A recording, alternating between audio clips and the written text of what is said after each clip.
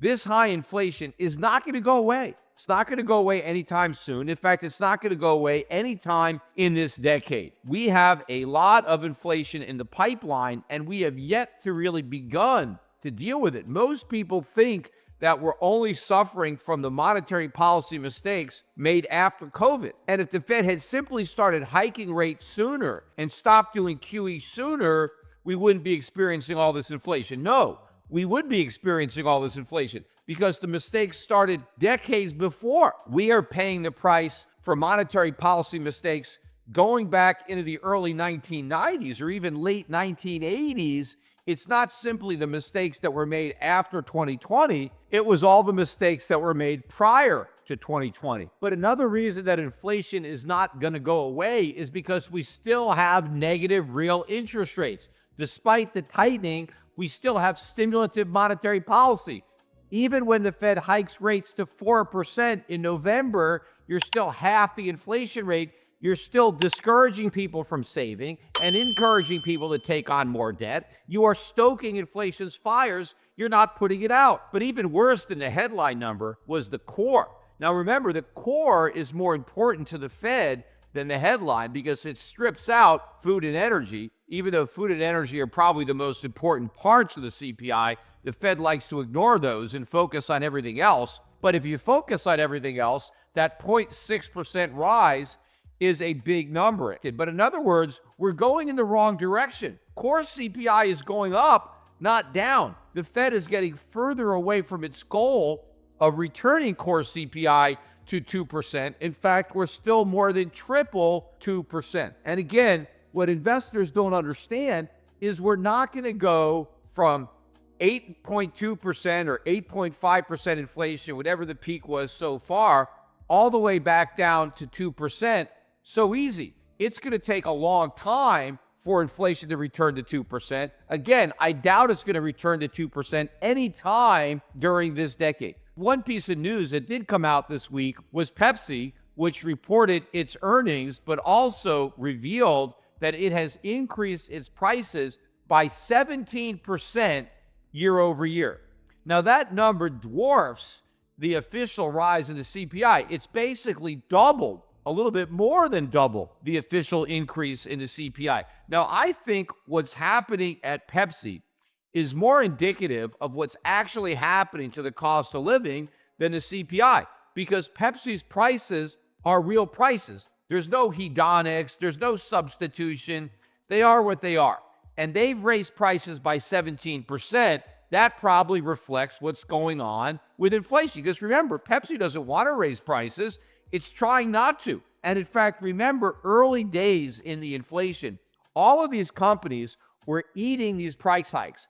They thought it was transitory, and so they were absorbing the higher costs. They weren't raising prices. If you recall, back then, I said that eventually all these companies are going to throw in the towel on transitory inflation, and they're going to start raising their prices because they're going to realize that the transitory inflation is permanent, and they need higher prices to recover their higher costs. And that is exactly what's going on. So a 17% inflation rate, to me, is more believable than the government's 8.5%.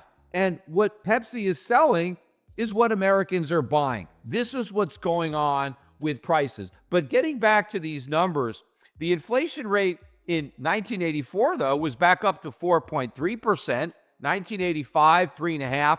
We had 1 year of below 2% inflation during the entire decade of the 1980s, and that was 1986 when it was 1.9. But the very next year, it shot back up to 3.66. Then 1988, it was 4.08. 1989, it was 4.83. And in 1980, it was 5.4.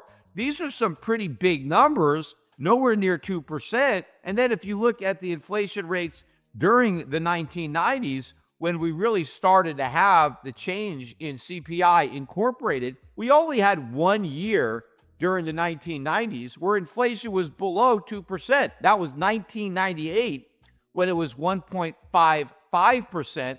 So these were much higher rates than the 2% that the Fed is hoping to get down to. But the problem is we have printed so much money since then. The debts are so much larger. that bringing an inflation rate down to the level we had in the 1980s and 1990s or 2000s is nearly impossible.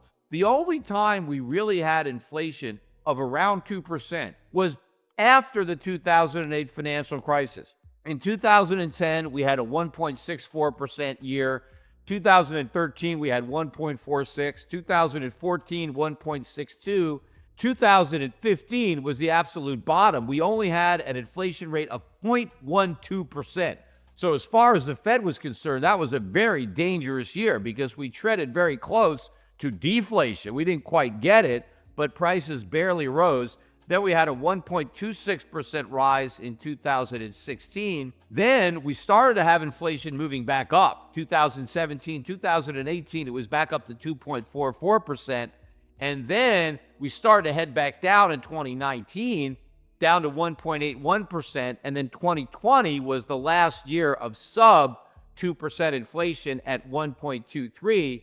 And then it really started to shoot up in 2021 at 4.7. But my point is, we're not going down to 2%.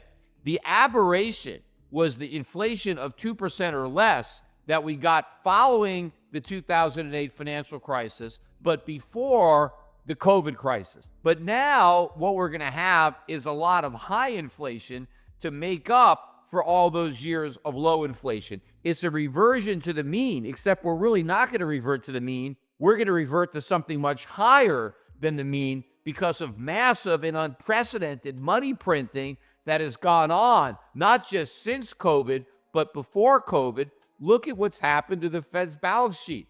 It's gone from under $1 trillion before the 2008 financial crisis to almost $9 trillion post-COVID. And look how many years the Fed was flooding the economy with near free money. And the financial bubbles that have been inflated dwarf anything that had been inflated prior to this time period. So this has been unprecedented monetary inflation, and it's going to be an unprecedented increase in consumer prices that Americans are going to deal with. So this idea that inflation is going to come down is completely wrong.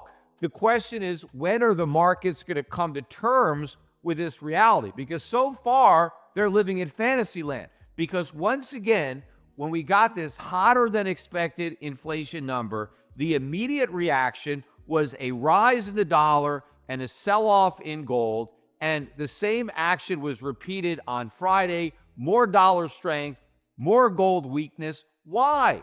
Higher inflation is bad for the dollar by definition. It means the dollar is losing value. It's losing more value than you thought. So if something is losing value faster than you thought, why would you want to buy it even more? The same thing with gold. Inflation is going up, not down. Gold is an inflation hedge. You buy gold when there's inflation. Well, we got more inflation than the markets expected, yet everybody dumped gold.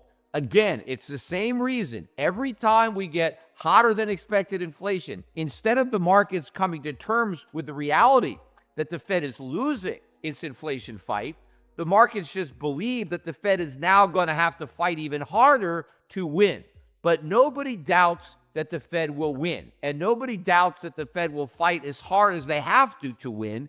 And so since they believe that the Fed has to fight harder, they want to buy the dollar and sell gold because fighting harder means even higher interest rates.